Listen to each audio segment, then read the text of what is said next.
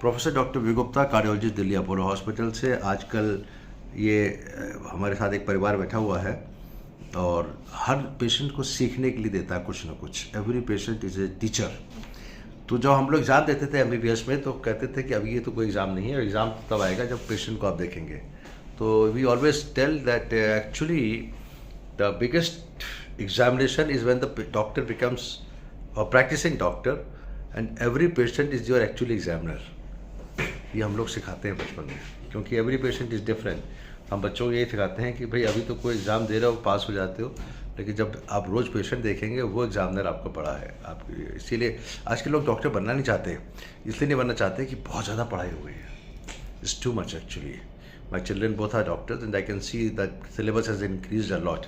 चलिए, coming back to the point, heart attack एक जानलेवा बीमारी है और सबको डरना भी चाहिए इससे। दिल का दौरा का मतलब होता है कि नस में एक खून का थक्का जमता है और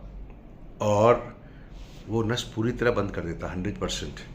जो कोलेस्ट्रॉल जमता है वो एक्चुअली धीरे धीरे करके जमता है और नस को पतला करता है, बोर को कम करता रहता है, बोर को धीरे धीरे करके, but it does not lead to heart attack. तो cholesterol is dangerous because it can lead to angina, but cholesterol के ऊपर खून का थक्का जो जमता है वो दिल का दौरा करता है। दिल के दौरा में with in few minutes, with in few hours और अदर मिनट्स ही कहेंगे, नस पूरी तरह बंद हो जाती है और हार्ट को संभलने का मौका नहीं मिलता और हार्ट कई बार फड़फड़ाता है और रुक जाता है। That lead to sudden death in a heart attack patient. It never happens in with cholesterol. That is why we are all fearful. मैं दूसरी बात कहना चाह रहा था कि एक पेशेंट है जिनको स्टेंट लगाया था 2014 में, and he was doing perfectly all right and he was coming to me regularly almost every 3 months और 4 months, और दवा रेगुलर खा रहे हैं, डायबिटीज़ है। उनको भी अभी रिसेंटली फिर से हार्ट अटैक आया। किस्मत अच्छी थी कि इनको जो हार्ट अटैक आया तो हमने भर्ती किया, तो एंजियोग्राफी करी तो क्लॉट स्वतः घुल गया था। It was automatic dissolution of the clot, automatic dissolution, dissolve हो गया, and that is very good and that's why इनके हार्ट के अटैक नहीं। लेकिन सबसे मैं आपको जो मैसेज देना चाहता हूँ कि this is without any stopping of the medicines. अगर दवा बंद कर दी होती तो हम कहते हैं कि दवा बंद कर दी उसकी वजह से हुआ है।